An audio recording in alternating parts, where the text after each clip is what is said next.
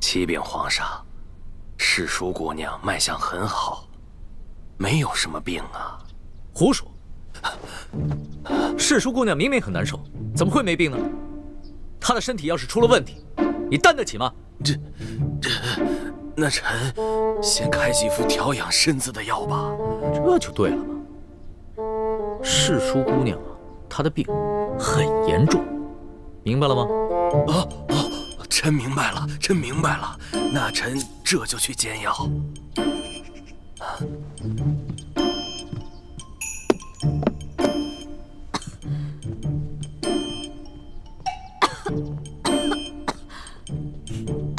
别装了，都走远了。你小点声，要是被太皇太后知道了，又该找我麻烦了。你放心吧，太皇太后那边有朕担着呢。虽然这么说，可是我还是有点害怕，还是有点担心。你是在担心明珠谷的那些人吧？我昨天晚上做了一个梦，我梦见你抓走了我的猪哥哥，还抓走了我爹跟我师傅们，最后你还要砍他们的头。你这个呀，就是日有所思，夜有所梦。当然，如果你爹和你的师傅们一意孤行，坚持要光复大明的话，那最后这样的结局是在所难免的。因为到了那个时候，就算朕想放了他们，满朝的文武和太皇太后也不会放过他们。我明白，我以前一直认为皇上是这天下最大的官，可以为所欲为。可是在我进宫大半年以后，我才发现，原来身为皇上，也有太多的身不由己。龙小弟，我这次答应你回宫，不仅仅是为了救猪哥哥的性命，我还想开诚布公的跟你好好谈一次。你想谈什么？说实话，从小到大，我爹跟师傅们都教导我，要光复大明。我们明珠谷的孩子都以光复大明为一生中最大的责任。可是我始终不明白，我们为什么一定要光复大明呢？我爹跟师傅们总是说，朱明王朝才是正统。我们大明是如何如何的好，你们大清是如何如何的不好。可是自打我进宫到现在的大半年时间，我看着你这个皇上，心里不仅仅有你们大清，还有全天下的老百姓，所以这让我很矛盾。龙小弟，你跟我说实话，如果我真的说服了我爹跟师傅们放弃光复大明，你真的可以既往不咎吗？那当然，这是朕为什么连续2次放了朱思轩的原因。他和你爹，还有你的师傅们，都是前明各行各业中的顶尖人才。他们要是肯放弃对抗朝廷，辅佐朕，平定三藩，收复台湾，那才是真正的造福百姓。否则的话，就是年年内战，天下大乱，天下的老百姓就更苦了。你不会骗我吧？你之前跟我说要惩处贪官，肃清吏治，可是你最后还是放了阿碧琪、隆德多那些坏蛋，我还能再相信你吗？朕之前是说过，要杀阿碧琪、隆德多那些贪官，但是你得给朕时间呢。你给朕3年时间，朕一定会把他们清除干净的。如果你还不相信我的话，那我们击掌为誓。如果朕没有做到，你就取了朕这条性命，朕绝无怨言。我相信你，龙小弟。不过，你也得给我时间。我觉得要说服我爹跟师傅们放弃光复大明，这比你诛杀阿碧琪、隆德多那些坏蛋要更难一些。朕明白。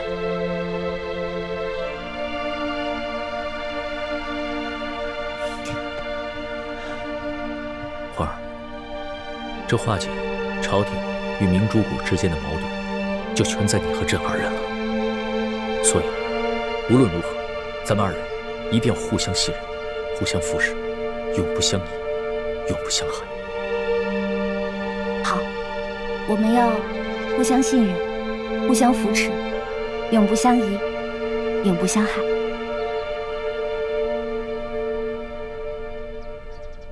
皇上说，诗书姑娘她病了，等诗书姑娘身子好了，再来拜见太皇太后。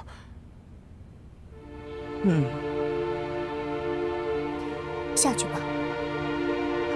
那奴才告退。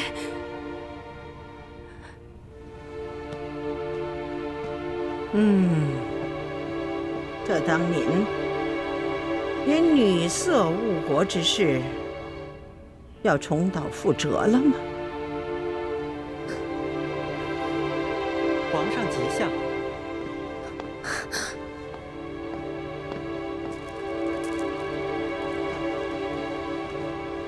皇上吉祥。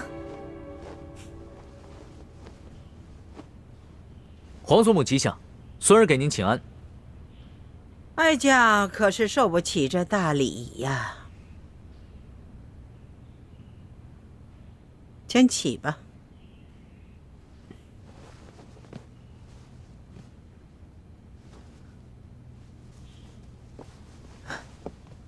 皇祖母，您先别生气。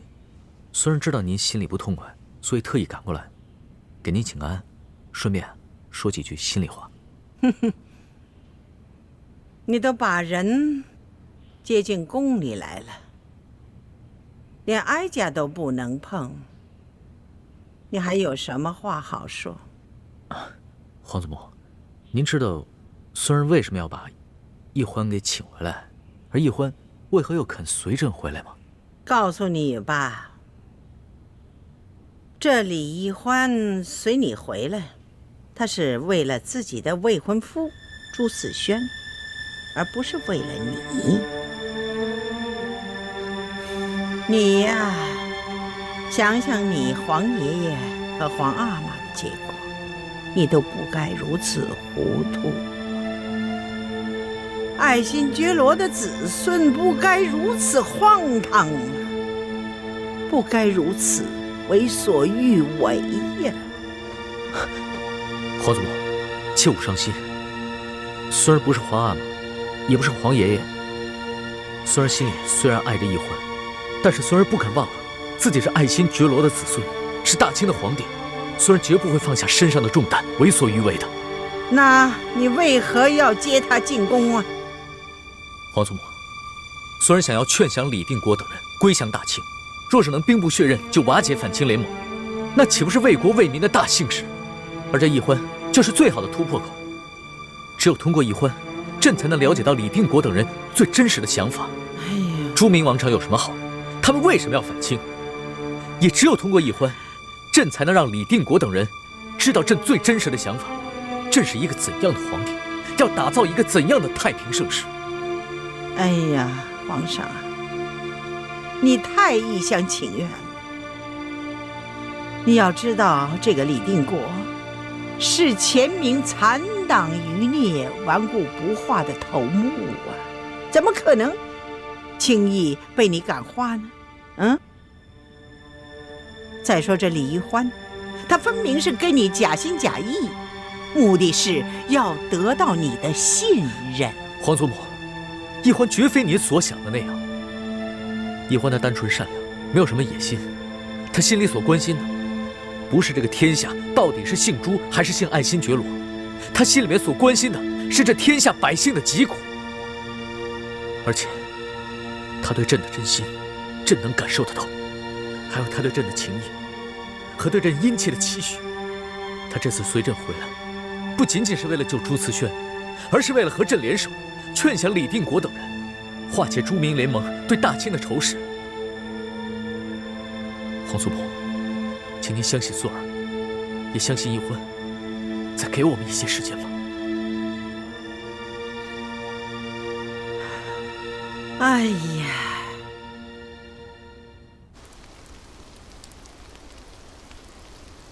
易欢又回到紫禁城，去见康熙了。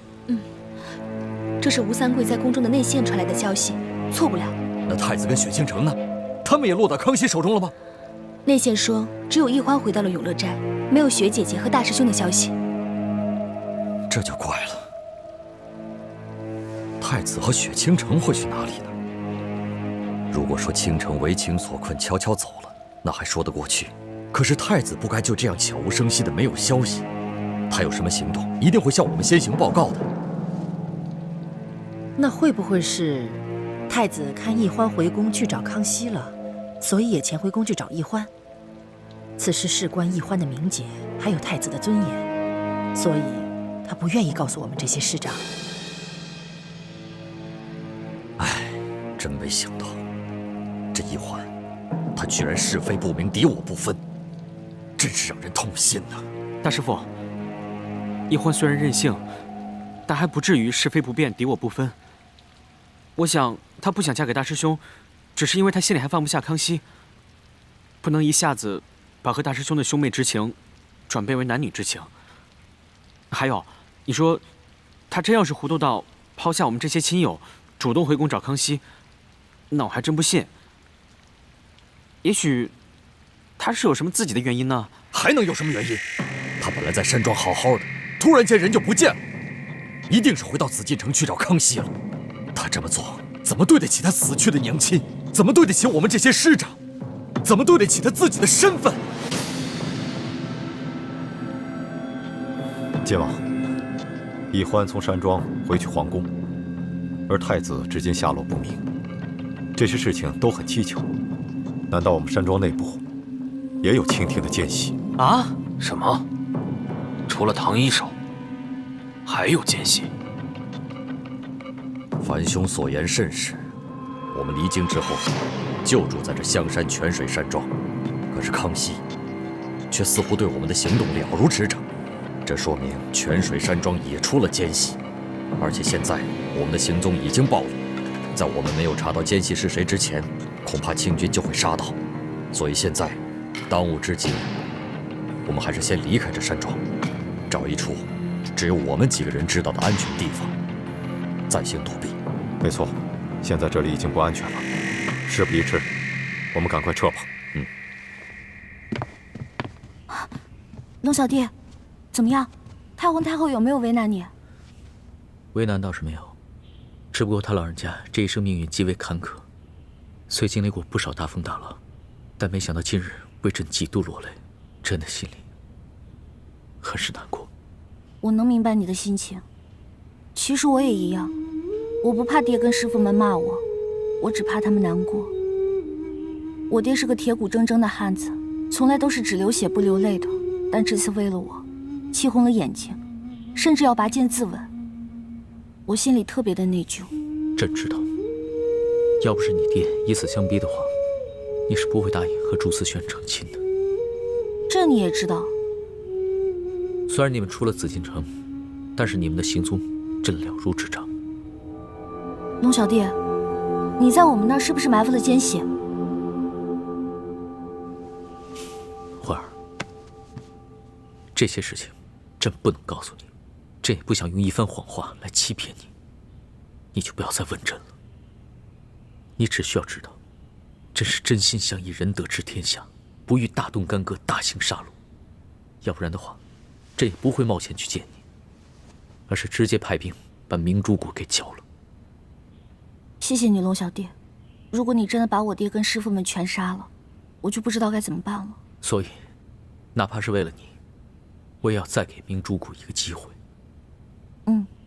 我这次回去劝服我爹跟师傅们归顺大清，因为只有这样，他们才能真正的化解与你与朝廷的仇恨，我们才能真正的相守在一起。可是我心里好怕呀。怕什么？我知道这次回去劝降他们，肯定困难重重，他们肯定不会听我的。我怕他们会把我锁起来，如果那样的话，我们两个就再也见不到了。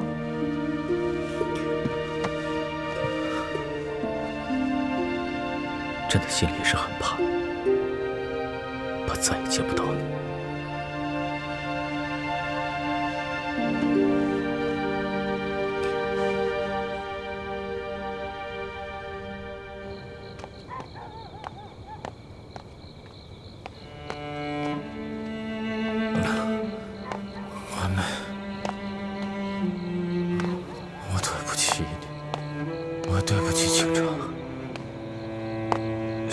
这样的人根本就是一个禽兽。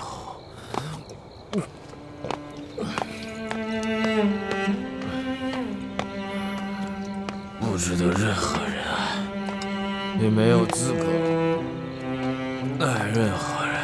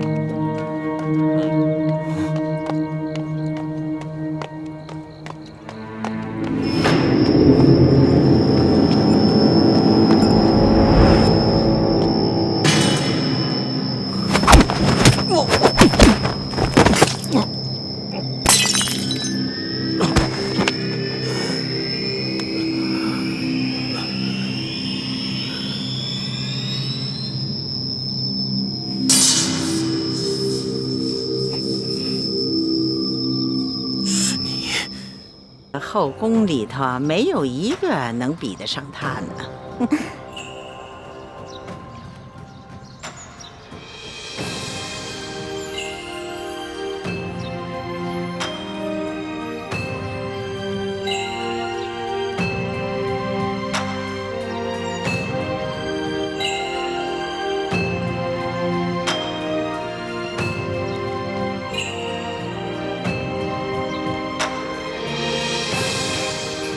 臣妾听说皇上从山西微服私访回来后，念念不忘当地的面食，所以啊，臣妾就派人打听了做法，亲手为皇上煮了这碗长寿面，还请皇上尝尝。这长寿面啊，不能断。这一根长面条啊，是臣妾亲手和面，再亲手做成的。这上面的绿色用的是青菜汁，寓意我大清啊能够清清明明、长长久久。惠妃有心了，朕可得好好尝尝。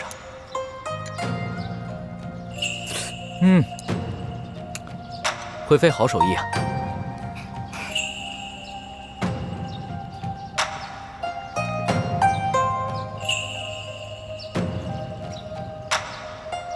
皇上，臣妾恭祝皇上年年有今日，岁岁有今朝。恭祝皇上皇后龙凤呈祥，早生贵子，让太皇太后早日抱上嫡曾孙子。好，丽妃说的真好。皇祖母，皇后，一起为这祝福喝一杯吧。喝一杯。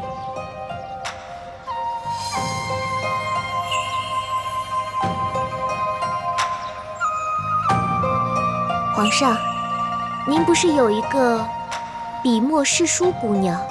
听说您一刻也离不开她，怎么今日这么大的日子，不让她来一同庆生啊？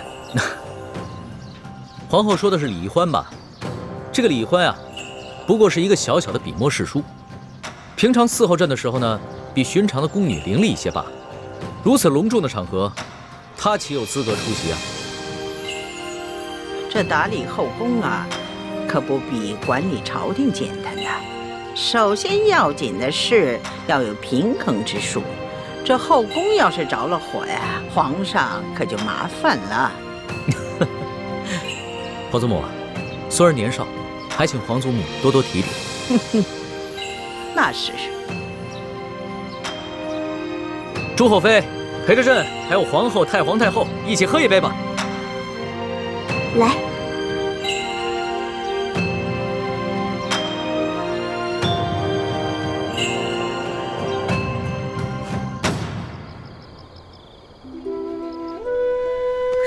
梨花，你能不能有点出息啊？你自己不都想清楚了吗？再也不会上那个骗子皇上的当了，你彻底死心了。那你还吃醋什么呀？你要记住，这个世界上只有你的猪哥哥是对你最好的。千里之外执行那么危险的任务，都不忘记你的生日，还提前给你准备生日礼物。你再看看那个骗子皇上，后宫佳丽，百草千花，莺莺燕燕，谁还记得你啊？别傻了。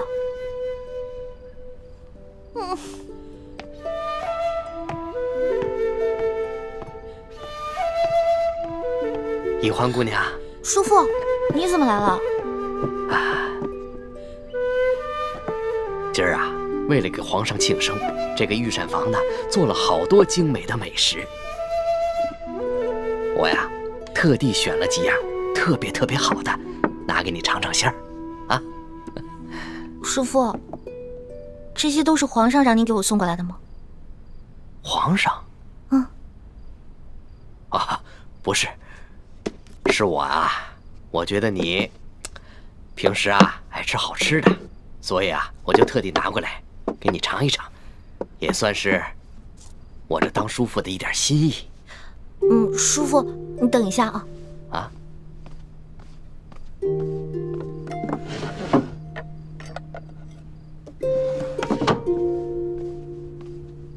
叔父，谢谢你还想着我，我也没什么贵重的东西送给你，把这个金簪子送给你吧。易欢，你这是干什么呀？快坐啊！哦。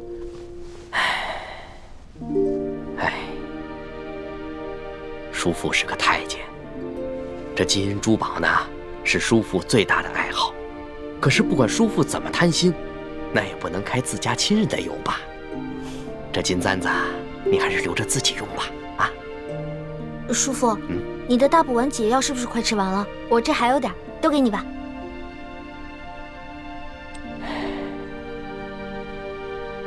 易欢，这每个月都服一颗大补丸的解药，这也太麻烦了。你问问剑清，他能不能研制出一次就彻底解除大补丸之毒的解药呢？叔父不想认我们这些亲人，还让我转告你，不要再去打扰他，他不想被我们所累。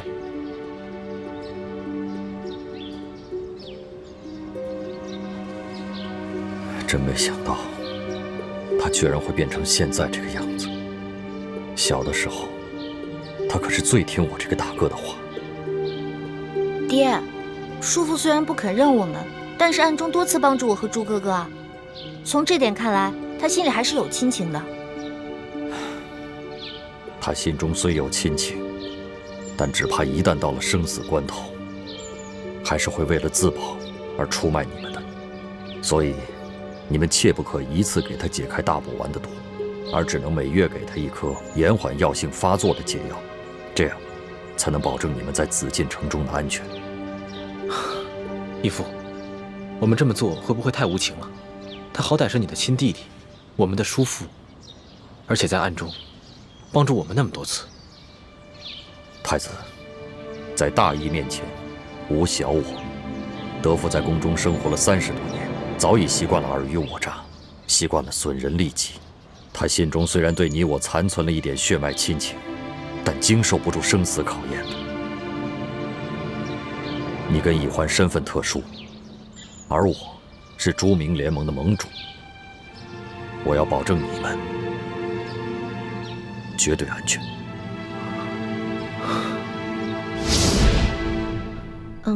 叔父啊，这个彻底解除大补丸的解药，我哥哥正在研制当中呢。如果研制出来了，到时候一定给叔父一份。好吧，但愿你们没有骗我。哎，好了，不说了，你快点吃吧，我就回去了。叔父慢走。哎。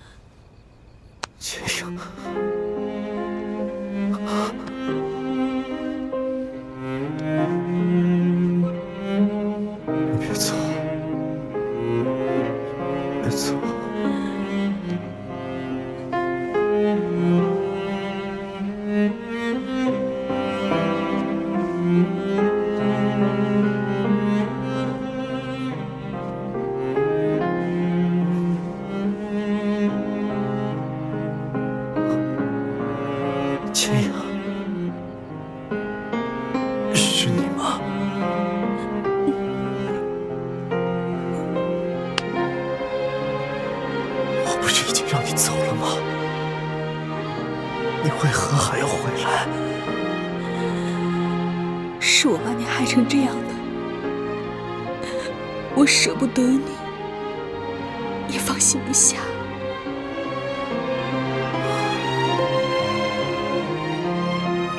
你不是说过，你从来就没有喜欢过我吗？我那么说，只是不想连累你，我怕你会一直牵挂我。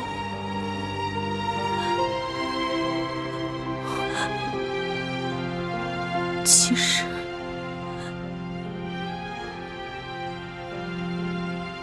在我心里，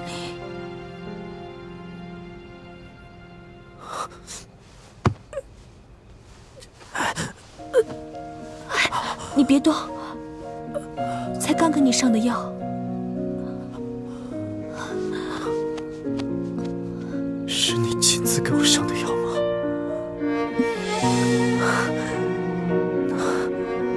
那我这顿军款挨得真是太值了。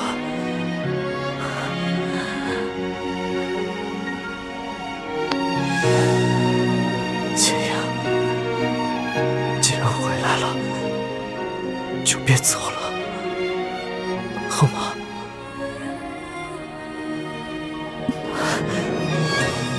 你答应了？我答应了。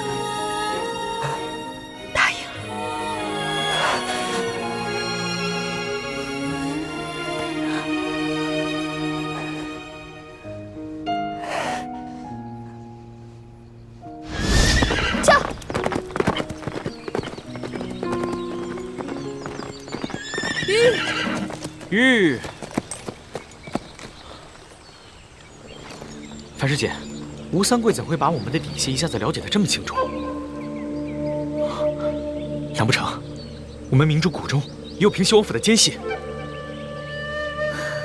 不错，咱们明珠谷中不仅有鳌拜安插的奸细，还有平西王府安插的奸细。师弟，我们现在该怎么办？这样吧，大师兄和师傅他们正在前往滇都，我现在就赶去与他们会合，告诉他们这个重大的消息。至于你，你还是想办法继续留在吴应奇的身边，再打探一些消息。其实，我担心吴三桂会对吴应奇重罚，也很想回去看看他现在到底是什么样子。可是，他已经知道我们是明珠谷的人，这次能放我们走，也是看在以前的情分上。而且，他也说过，再也不想见我。他那只是一时生气说的气话，他其实心里还是很想再见到你的。师姐，我看得出来，吴应奇对你是真心的，而且他对他父亲吴三桂一切的所作所为也似乎并不赞同，所以，他心里并不会真的憎恨你。可就是因为他对我是真心的，我才不想再利用他。师姐，我们要做的是光复大明的天下，造福天下百姓。连大师兄都可以为了光复大明的大业，把与小师妹的儿女情长暂时放到一边。你可千万不要在这个时候犯糊涂，因为吴三桂那个大奸贼的儿子而分不清轻重。好，我这就回去。撤！撤！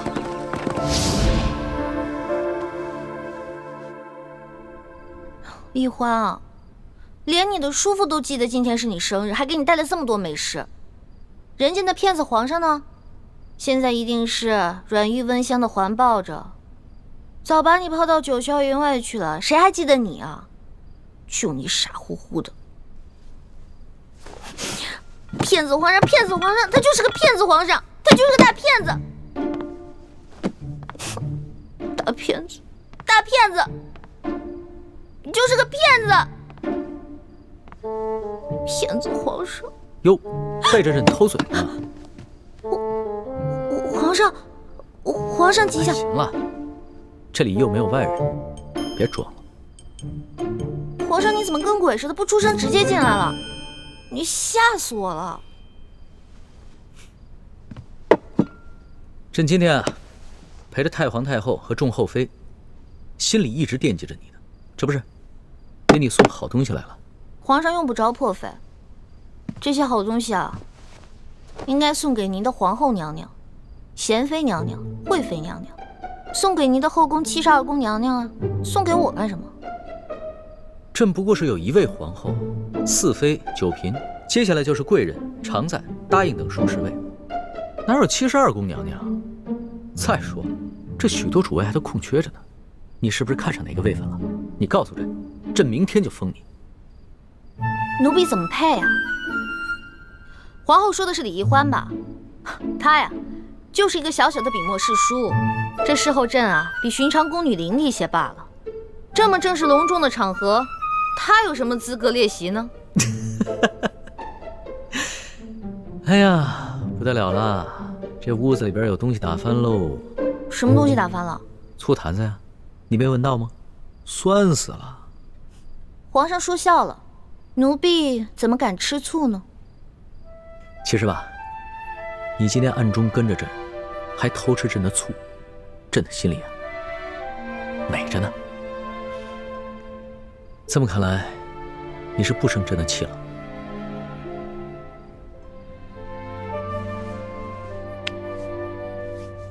老大，别生小弟的气了。你还记得，朕当初化名龙三与你在摘星楼结拜，我们俩同月同日生，今天是朕的生辰，当然也是你的生辰。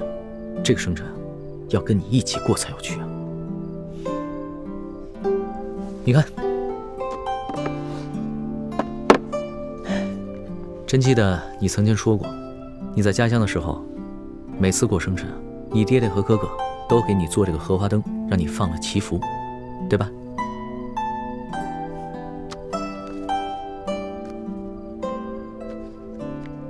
原来我说的每一句话，皇上你都记得呀？傻丫头，你说的话朕怎么会忘了？哎呀，还愣着干嘛？咱们放花灯去吧。这么晚了，去哪儿放啊？走吧。哎，去哪儿啊？走。慢点儿。哎啊，先许个愿啊。龙小弟，今天也是你的生日，你也许个愿吧。好，那你先许。嗯。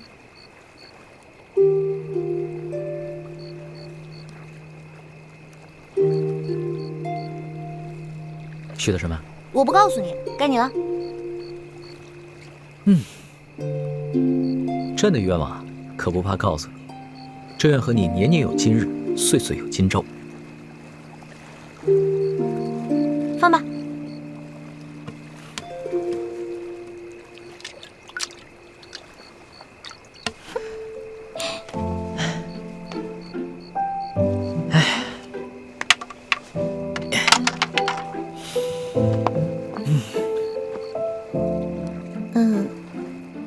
龙小弟，其实今天我也给你准备了个礼物，不过我手太慢了，只绣了一半，另外一半还没绣完呢。你不是一直在生朕的气吗？还给朕准备了礼物啊？本来是想好好给你准备的，结果今天看到你的后宫嫔妃都给你准备了那么多的珍奇异宝，尤其是那个贤妃，绣了那么好的荷包给你，我这个……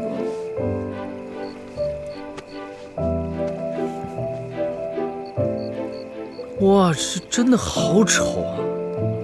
这针脚又粗又稀不说，你就看你这绣的是什么呀？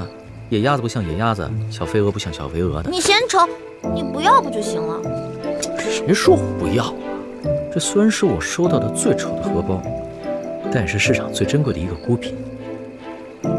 老大，这是你第一次做女工吧？还说呢，人家的手指都快扎成筛子了。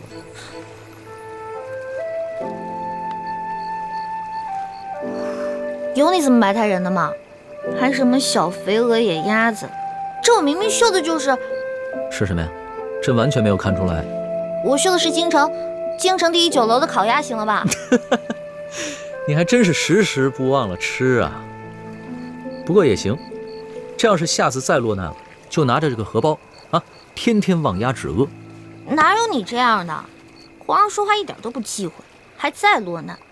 这微服私访已经够危险的了，不可能再有第二次了。那不行，朕以后啊得经常微服私访，体察民情，要不然怎么对得起你给朕绣的这个烤鸭荷包啊？光微服私访、体察民情是远远不够的，因为在那个时候，你可以有10000个想法，但是只要你回到紫禁城里，你就只有一个想法了。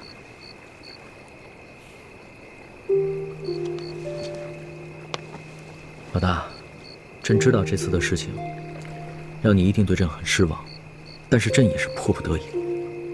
朕若是把那些贪官污吏全都给杀了，朕这个皇帝不但地位不保，恐怕连小命都没了。那不是一个明君作为，而是一个匹夫在逞一时血勇。朝政之事啊，不能急，得从长计议。你要相信朕，给朕3年，3年之内，朕一定把那些榜上有名的贪官污吏全都收拾干净。你说的是真的？3年之后，要是没有做到的话，你再怎么生朕的气，朕都无话可说。终于笑了。好了，把这个荷包拿回去，等到你绣好了，一定要给朕，朕会好好收藏着。嗯。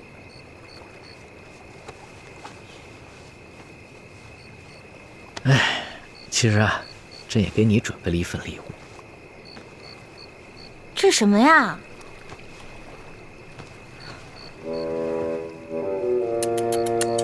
哎呦，丑死了！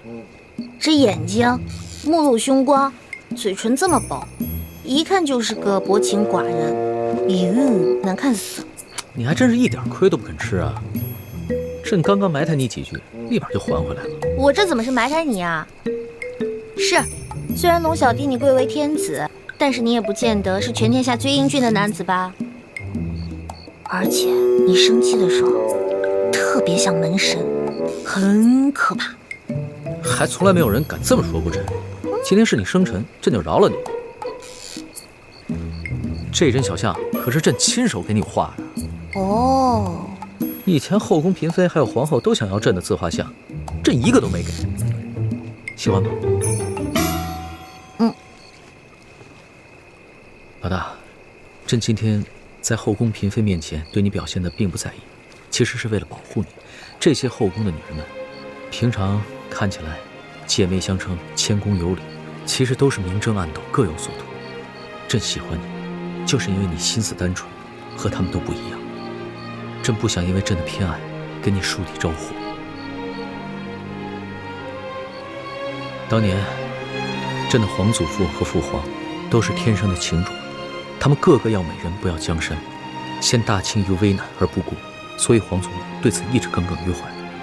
他最忌讳皇帝专宠，朕要顾及皇祖母的想法，就不能在众人面前表现出对你的偏爱，这也是对你的一种保护，你明白吗？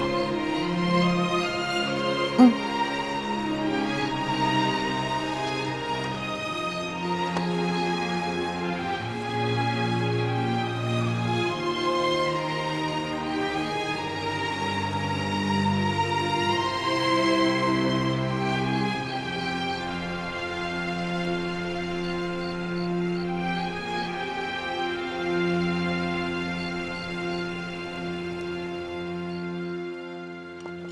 爹，回来了。倩影，倩影，你的脸，爹娘，你的脸已经好了。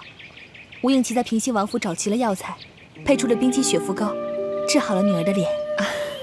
又是吴应琪，他为什么对你这么好？难道你跟他？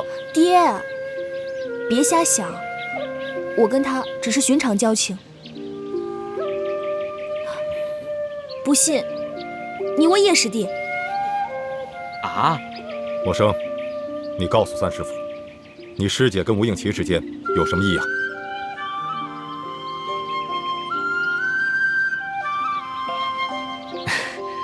三师傅，你放心吧，师姐是行事有分寸之人，绝不会跟吴三桂的儿子有任何逾矩之事的。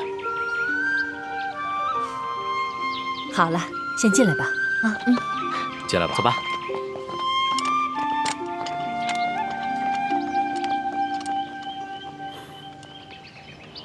东西就在这间房子里。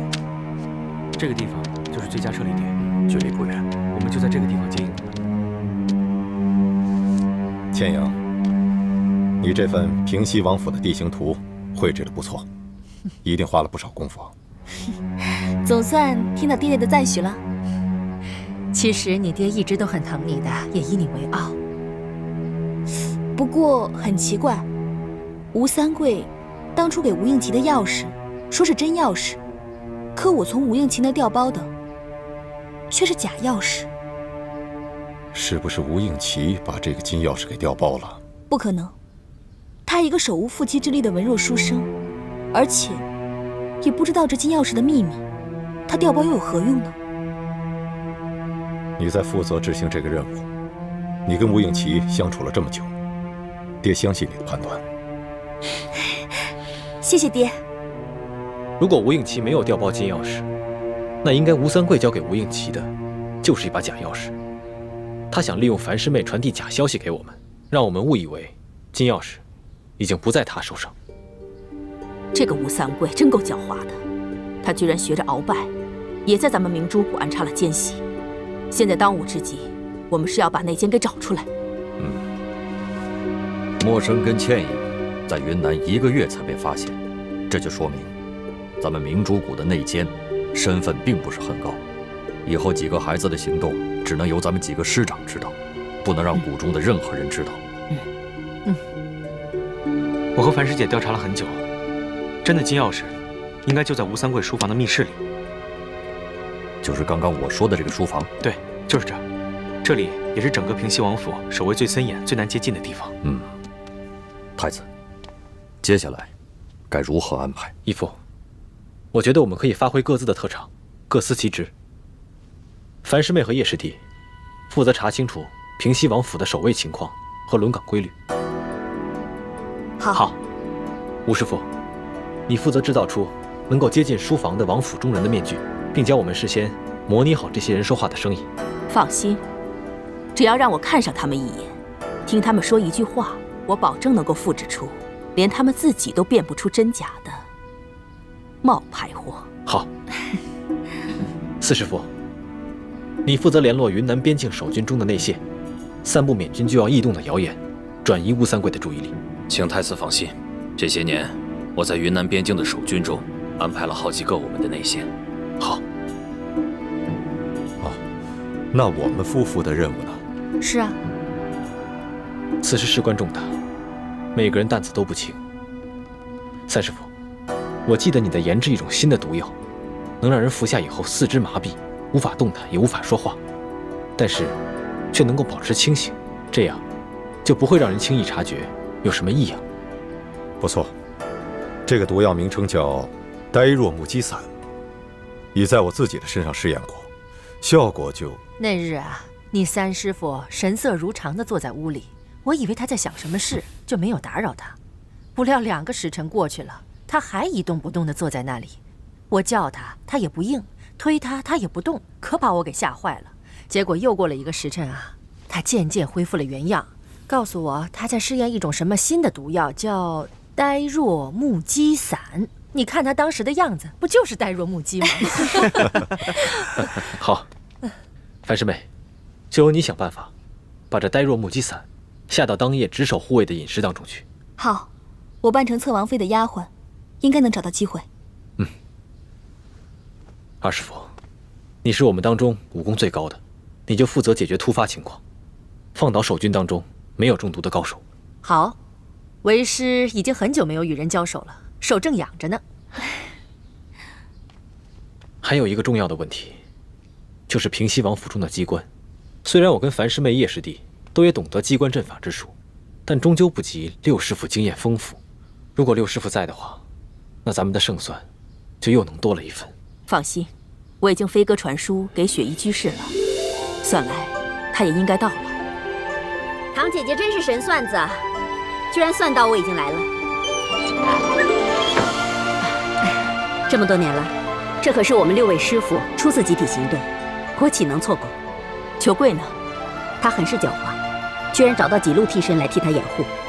我本想着继续追查他的行踪，可是却接到你的飞鸽传书，所以我就委托山西牛角寨的盟友们帮我继续追杀他，而我就来监督与你们会合了。六师傅回来正好，如此一来，平西王府纵然是龙潭虎穴，我们也可以放心的闯一闯了。太子安排的十分妥当，那你就负责总调度，我来制定撤离方案。有劳义父。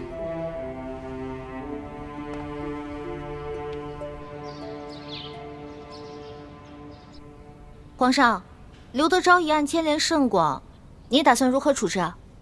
所有贪赃枉法、侵吞朝廷赈灾银两的官员，朕一个都不会放过。别的人暂且不宜动，就先拿这个刘德昭开刀吧。先杀一儆百，这样好让那些地方官看一看，看他们以后还敢尸位素餐、欺压百姓不？这个刘德昭不仅贪赃枉法、侵吞朝廷的赈灾银两，他还暗杀朝廷官员，谋害后妃，其九族共计672人，都当斩。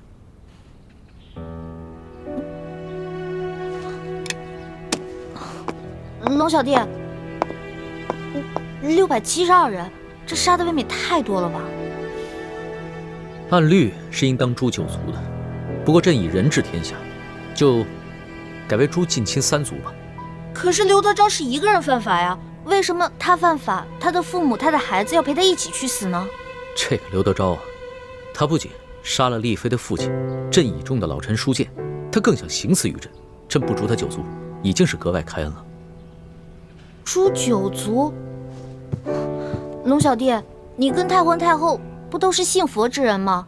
佛家第一戒就是戒杀生，你杀这么多人，是不是未免也太滥杀无辜了？叶欢，没有哪朝哪代的皇帝能够容忍弑君的罪行，这是大清的律例，朕也必须遵守。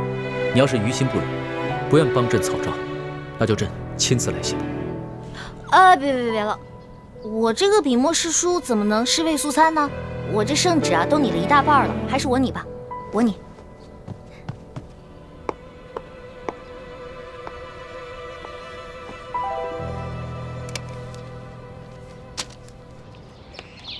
慢点儿。其实啊，你根本不用自责。我放你和殷默生离开，并不仅仅是出于儿女私情，而是因为大义。大义？不错。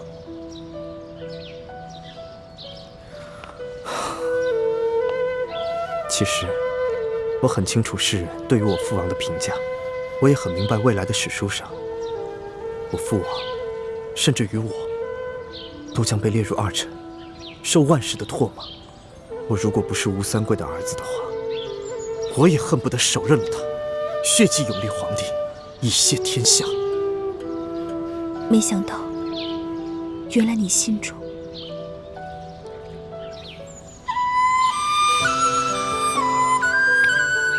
殷琦，没想到你肯对我说如此肺腑之言，我心中既感动又惭愧。倩阳，我跟你说的这些话，除了我娘，我没有跟任何人讲过。我只是想要告诉你，除了身份不同，立场也不得不同之外，对于是非道义的判断，我俩是一致的。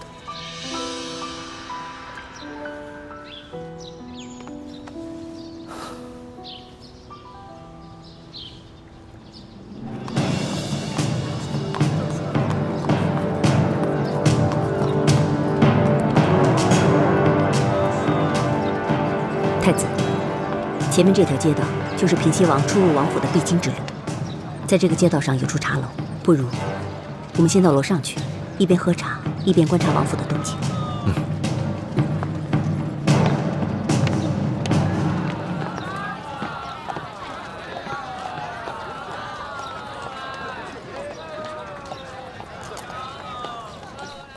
客官，慢用哈，有什么尽管吩咐。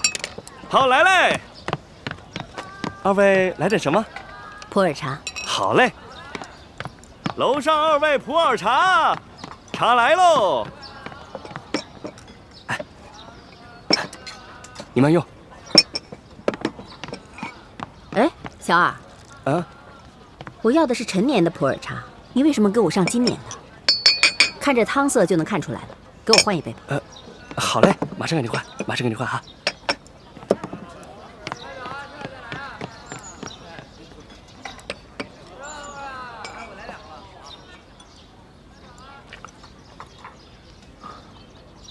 刘师傅，这茶的味道不错呀。我喜欢喝味道更浓艳的。哟，哎，这楼下怎么这么多清兵啊？是啊，快看！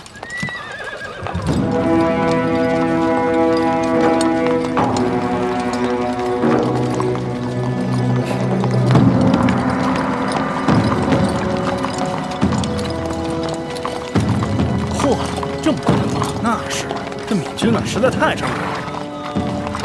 小兄弟啊，出什么事了？听说呀，是缅军偷袭了边境，抢夺了好多老百姓的财物。这平西王率兵出击，还击缅军呐。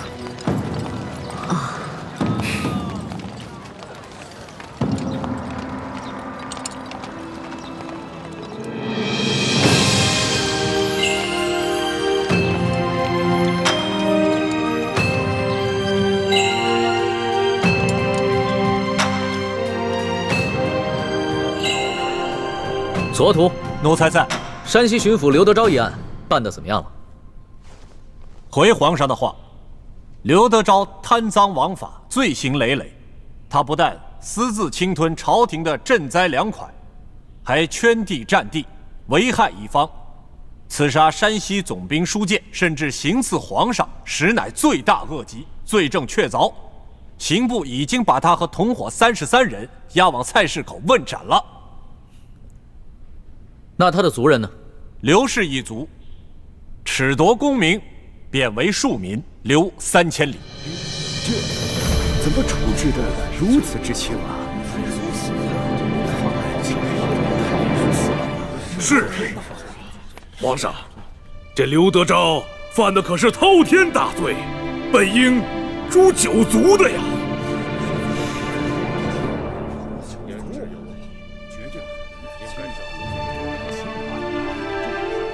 一律，刘德昭是当诛9族，但是朕念及太皇太后年事已高，并不想多造杀孽，以便为太皇太后积福。皇上以仁孝治天下，乃天下之表率。皇上圣明，皇上圣明。退朝，左土留下。这退朝。吾皇万岁万岁万万岁！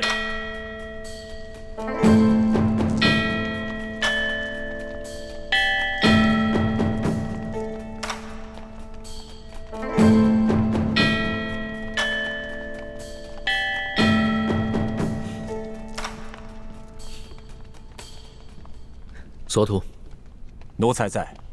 这回刑部量刑，为何如此之轻？回皇上的话，这刘德昭罪大恶极，就算是诛他9族都不为过。可是皇上旨意说，其余族人从轻，切切不可累及无辜，所以刑部以为圣意如此，所以就将其轻判，只是将他们刘氏一族褫夺功名，贬为庶民，流放3000里。朕下的旨。是啊，皇上，难道您忘了那天在御书房，您拟的旨，然后侍书姑娘亲手交到奴才手里的？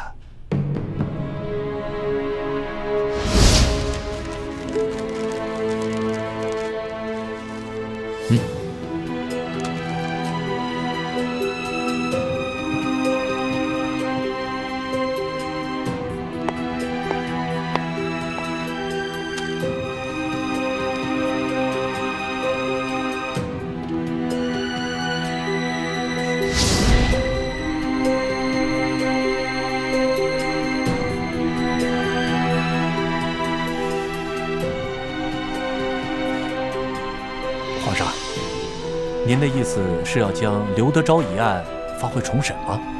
不必了，刘德昭和他的同党都已经砍头了，这事儿就这么盖棺定论了。你先跪安吧。这。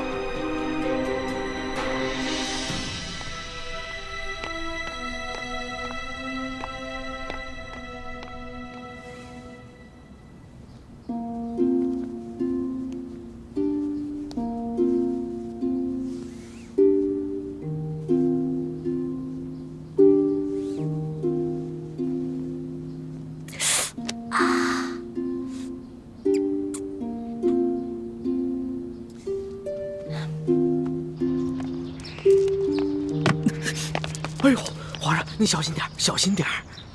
谁把门槛垫这么高的？赶紧给人修平了！这，小德子还不去传公家，快！再不削平，朕削了你的脑袋！这，皇上息怒，皇上息怒。糟了，难道东窗事发了？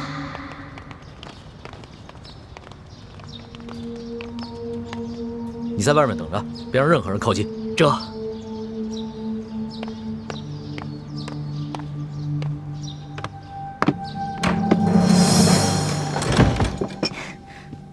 龙小弟下早朝了，喝点茶吧。